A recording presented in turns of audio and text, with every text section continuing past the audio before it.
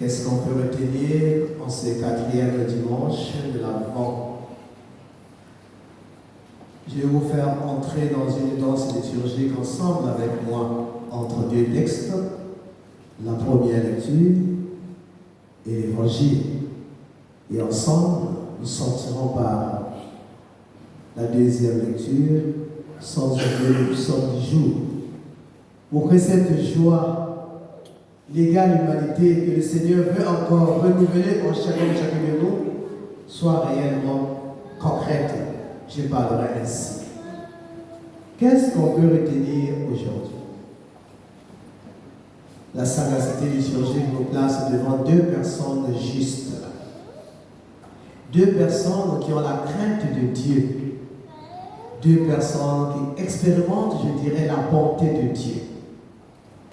Il est question du roi Akaz et de Joseph. Qu'est-ce qu'on constate? Une parole fut adressée au roi Akaz. Demande un signe de la part de Dieu. Si humble qu'il était, il donne la réponse à Isaïe. Non, je ne demanderai pas. Je ne mettrai pas le Seigneur à l'épreuve. Un autre homme de notre côté, Joseph, constata que la femme qu'elle a reçue officiellement, puisqu'elle a été déjà accordée à cet homme, se retrouve enceinte. Et ce dernier décide de se séparer discrètement en silence pour ne pas faire tomber sur cette femme la rancune, ou je dirais la colère de la société. Ils sont très justes. Et tout cela, ils le font à la suite de la crainte de Dieu, le respect du sacré, la reconnaissance de celui qui a tout créé. Une invitation adressée à chacun comme chacune de nous ici rassemblés. Et le texte, ces deux textes interpellent notre conscience. Nous sommes dans l'attente. Et à la suite de ceux ou celles qui entrent dans la dynamique des enfants justes de Dieu, ou ceux qui se présentent dignement devant Dieu, reçoivent à par suite une grâce particulière. Eh bien, c'est le Seigneur qui offre le signe à la suite du refus d'Akaz. C'est le Seigneur qui va offrir encore aussi un signe à la suite de la discrétion de Joseph. Qu'est-ce qu'il dit dans le premier texte, ce bon Dieu-là? Un homme, une promesse.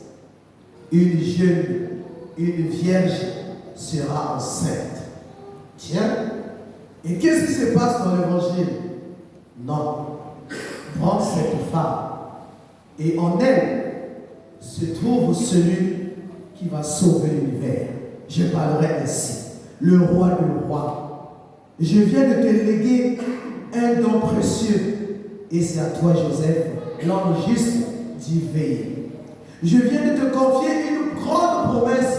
Toi, Akaz, de ta famille, eh bien, naîtra celui-là qu'on appellera Dieu avec nous, Emmanuel. Et à Joseph, comme à Akaz, un seul nom, Dieu avec nous, Emmanuel. Nous trouvons cette révélation dans l'Ancien comme dans le temps présent. Pour ne pas dire, les deux alliances vont se rejoindre en passant par le roi du roi, le Christ le Seigneur. Une promesse faite, tant attendue par des personnes qui croyaient en ce bon Dieu, qui n'ont pas eu le temps de savourer cela, mais l'heure a sonné en passant par une vierge qui va tomber enceinte. Comment ça? Comment une vierge peut tomber enceinte? C'est ça, l'impossible de ce Dieu qui donne la grâce à l'humanité. Quelle joie! Et c'est pour dire à vous et moi, dans Dieu, l'impossible n'existe pas. Mais par contre, avec Dieu, tout est possible. Amen, alléluia. C'est cette joie-là qui va nous amener jusqu'au jour de la naissance de la présence de la lumière. Oui, dans l'évangile, il est question de cette descendance aussi du Seigneur, en passant par Joseph. Nous l'avons décortiqué hier. Quelle grâce! Le Seigneur entre dans la purification. Mais celui-là qui va naître de cette Vierge enceinte, qu'est-ce qu'il sera réellement pour nous? Eh bien, la deuxième lecture rappelle à chacun de nous ce qu'il sera celui-là. Qu'est-ce qu'on constate, mes frères, mes sœurs? Eh bien, nous recevons le message de la part de Paul. Celui qui va venir, qui sera un vrai homme et un vrai Dieu. Et la deuxième lecture rappelle cette promesse qui présente double nature. Selon la chair, il va naître de David. Et selon l'esprit, il est le Fils de Dieu. Quelle grâce! C'est ce qui est démontré à travers la deuxième lecture. Et à nous d'entrer dans cette grande révélation. Et quelle est l'invitation? Ou bien la mission confiée à chacun de nous? C'est d'aller annoncer au peuple, à nos frères et sœurs, l'invitation à l'obéissance de la foi. Croire réellement que celui qui vient, le Christ, est bel et bien Dieu et homme, vrai Dieu et vrai homme. Il est mort et il est ressuscité. Et la deuxième lecture nous ramène à comprendre la relation qui existe entre les deux réalités, l'incarnation et la rédemption. Dieu fait homme, conçu de la Vierge Marie. Dieu accepte la mort pour racheter l'univers. Et les deux temps, on ne peut jamais les séparer. L'incarnation, temps de Noël, la rédemption, temps de Pâques, les deux ensemble. Le Christ est toujours vivant au milieu de nous. Et je suis même tenté de dire, il est vivant, il est ressuscité. Mais cette fois-ci, je dirais, il est vivant, il est né, il sera né, il arrive, il est proche de nous.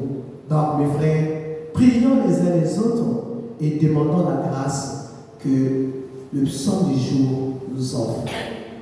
Reconnaissance du roi de gloire comme fondateur de tout ce qui existe. Au Seigneur, le monde et sa richesse, la terre et tous ses habitants. C'est lui qui l'a fondé sur les mers et la garde inébranlable sur les flots.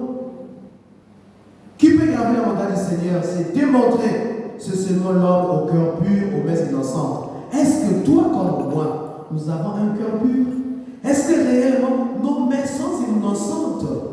Je ne sais pas. Je suis celui-là qui est plongé dans le mal, dans la destruction, dans la douleur.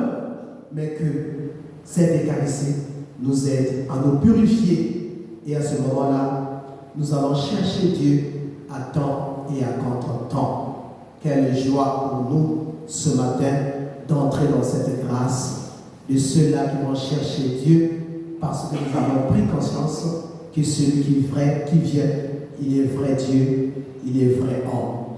Voilà l'unique église, dirais-je, qui croit en un homme et en un Dieu. Et cet homme et Dieu ne forment qu'un tout qui rappelle notre nature. Nous avons été créés à l'image et ressemblance de Dieu. Rien ne sera détaché de nous et on ne peut pas être seulement spirituel sans être normalement physique aussi ou humain. C'est pour cela qu'il est nécessaire de demander à Dieu l'équilibre. L'homme comblé, c'est l'homme équilibré qui sait nourrir son esprit et qui sait nourrir aussi sa chair. Alors ce matin, je vous laisse entendre les pas que nous faisons souvent. Regardez ce qui se passe. Lorsque nous marchons tout au long de notre vie, il n'y a que deux rythmes. Quand tu poses le premier pas dit esprit. Quand tu poses le deuxième, ça dit corps. Et quand nous marchons, c'est rythmé. Corps, esprit, corps, esprit, corps, esprit, corps, esprit, corps, esprit. Amen.